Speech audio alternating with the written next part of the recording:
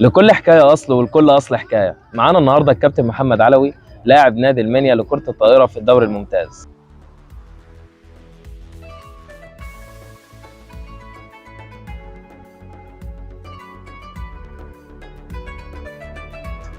ازيك يا كابتن محمد؟ اهلا وسهلا بحضرتك. أخبار حضرتك إيه؟ الحمد لله والله بكل خير. عايزين كده نبدأ من ورا خالص بقى، بدايتك مع كرة الطائرة كانت إزاي وبدأت وأنت عندك كام سنة؟ بسم الله الرحمن الرحيم. في البدايه انا محمد علي. تمام. خريج تربيه رياضيه. بدات طايره، كان في مشروع في الوادي هنا كان ماسكه الكابتن عبد الناصر، كان اسمه طلائع الوادي الجديد. تمام. ده مثلا سن 10 سنين او تحت 10 سنين كمان.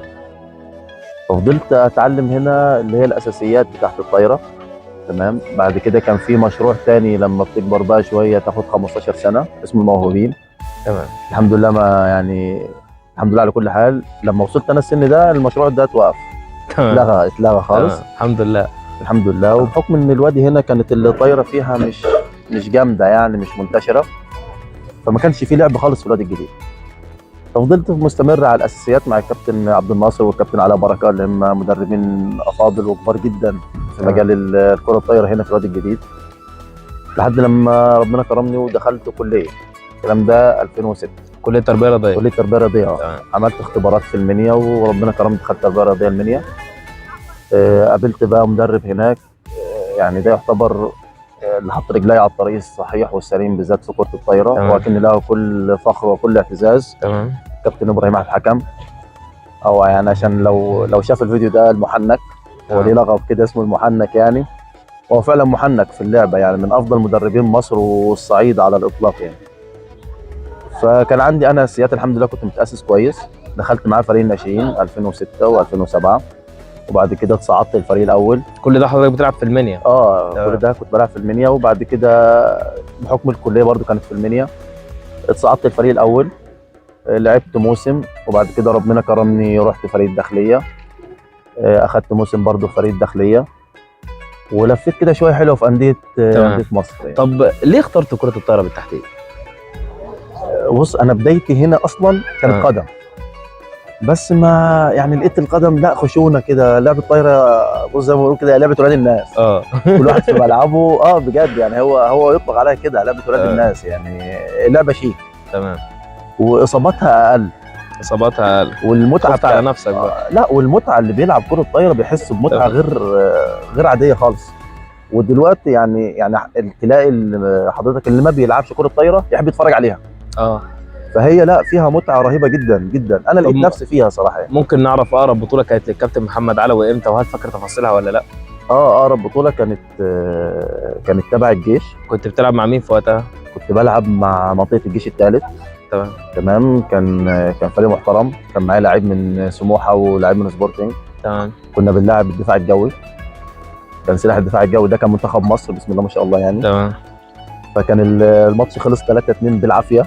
كان ماتش جامد جدا يعني. افتكر ان الشوط الخامس وصل فيه يعني انتهى 22-20. دي حاجه في عرف كره الطايره ان هو يوصل للبوينت دي، فلا كان ماتش حلو جدا، والحمد لله يعني ربنا كرمنا وفزنا يعني. كان سنه كام تفتكر البطوله كانت امتى؟ الكلام ده كان 2015. طب حضرتك اتدربت قبل كده؟ دخلت مجال ان انت تتدرب؟ دخلت مجال التدريب واخد دورات التدريب. تمام. اشتغلت هنا مع الكابتن خالد عبد المالك، واحد من المدربين برضو اللي بسم الله ما شاء الله رجع الطايره للوادي الجديد، او رجع الوادي الجديد يعني يعرفوا ايه كره الطايره تاني. تمام. بقاله 5 سنين بسم الله ما شاء الله هو هنا يعني عامل قاعده. هو اخدوا اللقب قبل كده رمضان من الفريق. يعني هو يعني لعبت، انا جيت هنا لعبت سنه صعدتهم من جيم لب، بس طبعا يعني ربنا يجازي ولاد الحلال مجالس الاداره، مش هنتكلم في النقطه دي. تمام. فاشتغلت مع الكابتن خالد عبد المالك، كنت تحت. طب انت كنت بتدرب فريق الولاد ولا البنات؟ كنت بنزل معاه الاثنين، ولاد وبنات. شايف مين اللي بيجي معاه احسن في الفكر وفي التعلم وفي اللعب؟ البنات ولا الولاد؟ هقول لحضرتك على حاجه. ميزه الطايره ان هي كيب ذا بول ان ذا فلاي، يعني دي مميزه كره الطايره، ان نخلي الكوره دايما في الهواء ما تنزلش الارض. ده قانونها. فمع البنات بتبقى اللعبه اسهل لان سرعه الكوره بتبقى اقل. تمام. سرعه الكوره بتبقى نفسها اقل، فبتحس بمتعه مع البنات. وتدريب البنات بتستجيب اسرع من الولاد، يعني بتستجيب البنات أسرع. بتستجيب بسرعه جدا تمام. بحكم السهوله في اللعب، مش اكتر. لكن الولاد بتستجيب على فترات، لازم مش من الأول. لا مش من الاول، تمام. لان طبعا بيبقى في صعوبه في تعليم المهارات من الاول. القوه البدنيه عند الولاد، فلا البنات بتستجيب بسرعه جدا. تمام. لكن ليهم ليميت معين، بيوصل الليميت كده وخلاص مش هتستجيب تاني. طب لعبك في الفرق اللي لعبت فيها، هل واجهت أي صعوبات مع أي فريق؟ كتير. الصعوبات وصلت لإيه وتعديتها إزاي؟ اول يعني ما فيش صعوبات زي صعوبات لما جيت لعبت مع فريق الساحه هنا في الوادي الجديد. صعوبات غير عاديه من مجلس الاداره. مش عايز اظلم مجلس الاداره، هو بس بحكم ان هو مركز شباب، فمش عاوز يعني ما كانش عنده فكره ان انا انافس واصعد. احنا من تمام. اول سنه دخلنا فيها درجه ثالثه مع الساحه، صعدنا درجه ثانيه على طول. كان فريق محترم جدا. حاجة حلوة جدا. بالنسبه للصعوبات اللي بره، بعد المسافه، مشوار، وهناك التدريب بيبقى 5 ايام و6 ايام. تمام. فانت لازم، هي دي كانت اصعب حاجه بالنسبه لي، ان مثلا بلعب فريق في القاهره او بلعب في فريق في المنيا او كده، لازم تسافر ولازم تقعد ولازم تستقر. أيوه.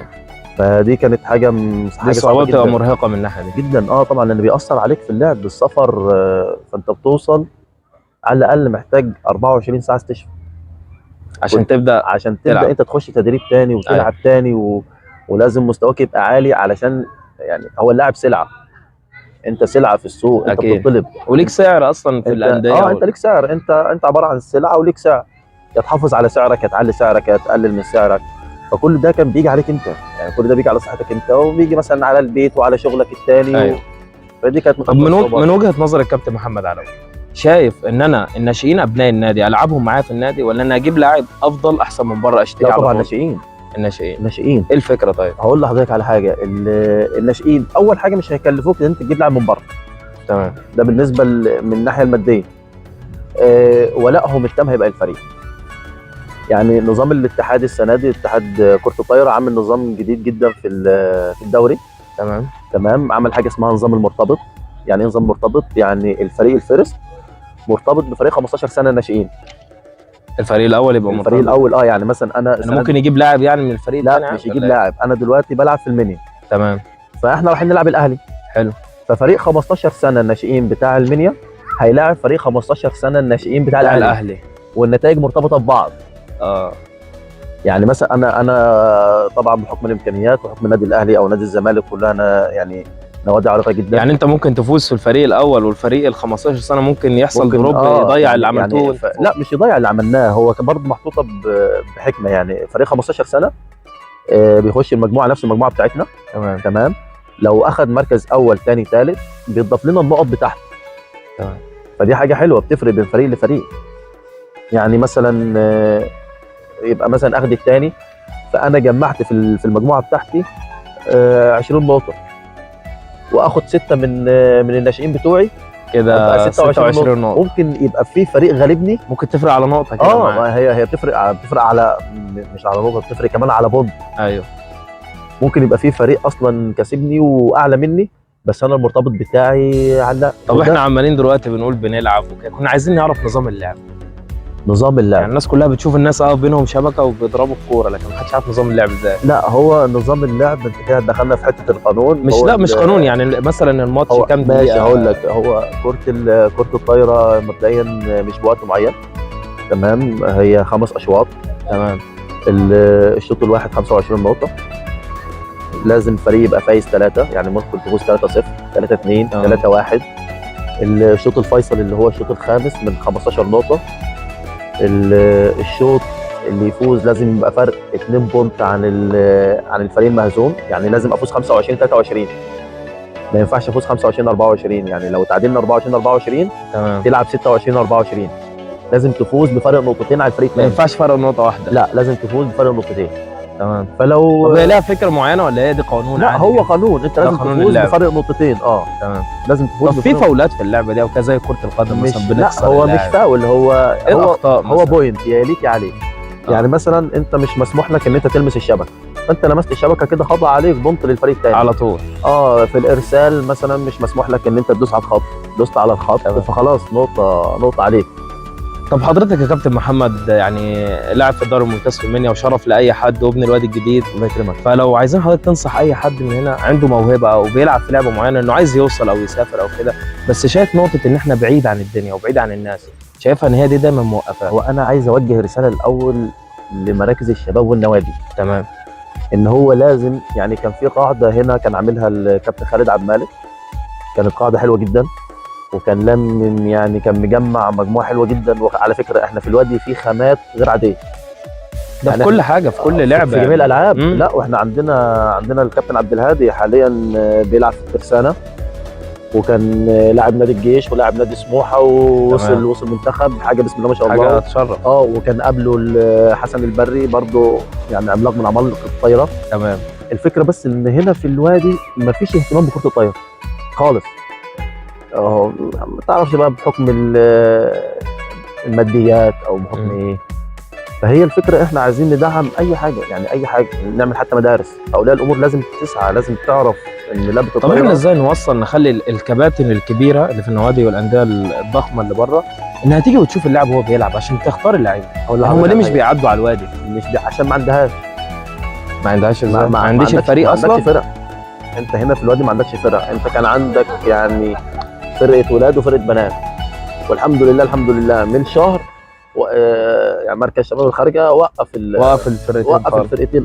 يعني السنه اللي فاتت وقف الولاد، السنه دي وقف البنات. السبب بيكون طب من عنده ولا يعني حاجه بتجيله من فوق زي؟ لا مش من فوق، هو السبب من عنده. انت عندك فرقه البنات دي جابت الاهلي هنا، لعبت نادي الاهلي هنا، تمام، لعبت المقاولين، نزلت ديلفي.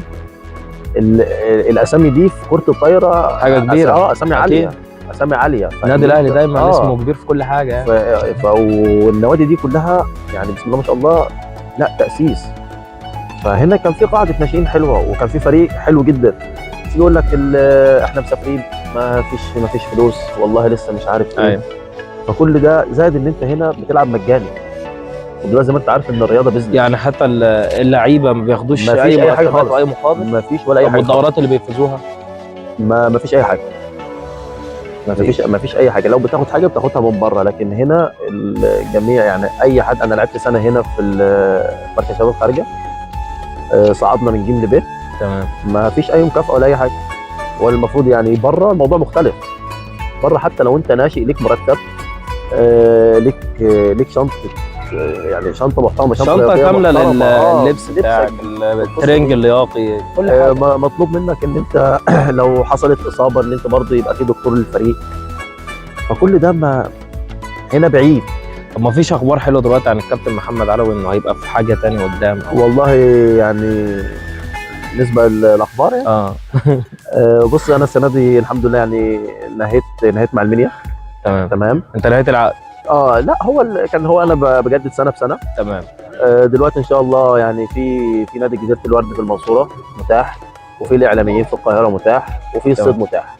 دول الثلاثه اللي هم متاحين قدامي حاليا. هل حضرتك بتفكر في حاجه معينه فيهم ولا انت لسه؟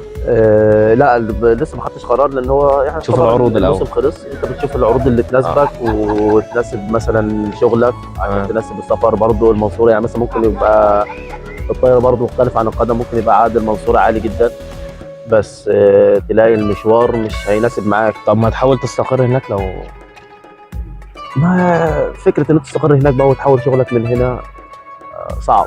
ده صعب عليك. موضوع صعب يعني. ومش مستحيل والله، انا فكرت في الفكره دي، بس يعني انا شايف ان الطايره في القاهره احسن. الطايره في القاهره لا فرق. ما انت ممكن تاخدها كخطوه، يعني المنصوره يوصلك للقاهره. لا ما القاهره متاح، ما الاعلاميين في القاهره، الصيد في القاهره. في نوادي حلوه كتير في القاهره. وغير كده القاهره في مدربين بقى، انت بتشوف اللي فيه مدربين وربنا يوفق ان شاء الله. انا بشكرك جدا على اللقاء الجميل ده يا كابتن محمد. والله انا اللي سعدت بحضرتك جدا، شرفت بيك جدا والله. شرف ليا والله. شرفت بيك، وانتظرونا في حلقه جديده من برنامج اصل الحكايه وحكايه جديده.